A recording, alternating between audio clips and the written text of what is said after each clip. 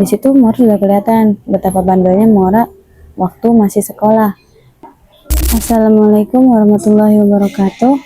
Perkenalkan, nama saya Maura Khaina Fazriana. Asal saya dari Cirebon Timur.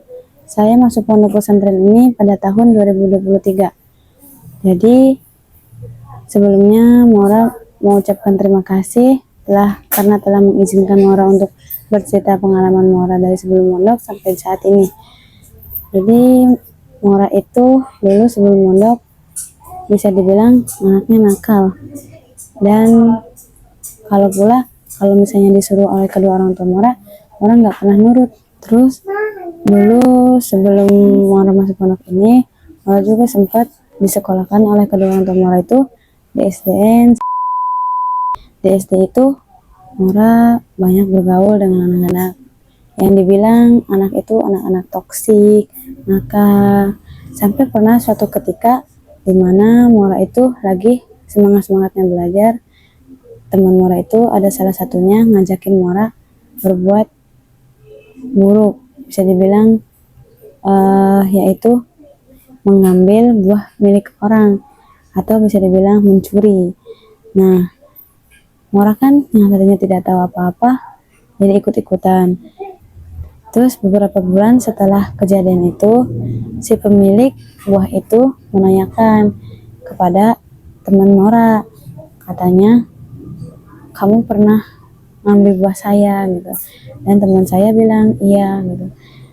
Di situ teman Maura berjanji bahwa katanya nggak bakal ngelakuin kejadian yang seperti lagi.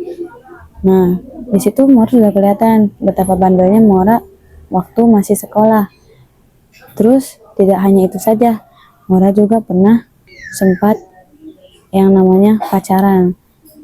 Maura dulu pacaran sama teman Maura yang sepantaran tanpa sepengetahuan orang tua Maura. Terus dimana ada kalanya dimana teman Maura itu mengetahui Maura pacaran dan langsung mengasih tahu kepada kedua orang tua Maura, dan pada akhirnya Maura pun dimarahin oleh kedua orang tua Maura. Di situ Maura mulai berintrospeksi diri, bahwasanya di titik situ aja Maura sudah merasa bahwasanya Maura itu sudah salah. Satu saat ingin kelulusan, ada satu guru Maura yang menanyakan kepada Maura tentang kelanjutan sekolah setelah sekolah SD. Terus guru Maura ada yang bertanya kepada Maura, kalau sudah lulus SD bakal dilanjut kemana? Terus Maura bilang kalau Maura sih pengennya ke pondok. Emang pondok di mana katanya? Terus Maura jawab di Pondok Sumber. Nah, Maura kan nggak tahu ya pondok Matolib ini itu Pondok Sumber. Maura cuman ngomong iya aja. Terus beberapa bulan setelah itu Maura daftarin oleh guru Maura di pondokan sini. Dan setelah kelulusan, Maura pun izin kepada kedua orang tua Maura, ke saudara-saudara Maura untuk berangkat ke pondok pesantren. Alhamdulillahnya Maura diizinkan oleh kedua orang tua Maura untuk mondok di pondok ini. Maura masuk pada tanggal 10 Juli 2023. Ketika Maura masuk pondok pesantren ini, alhamdulillahnya ketika Maura sudah masuk sini, awalnya Maura ngerasa kayak ngelihatnya seru gitu.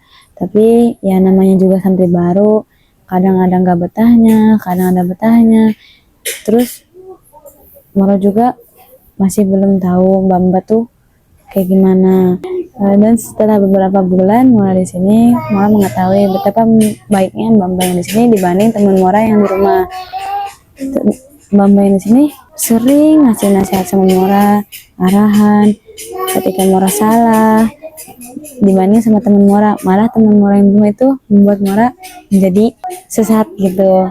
Nah, kala itu aja di pondok juga Maura suka gara-gara emang disiplin waktu, terus belajarnya pada semangat, terus anaknya baik-baik, gak kayak teman Maura yang dulu.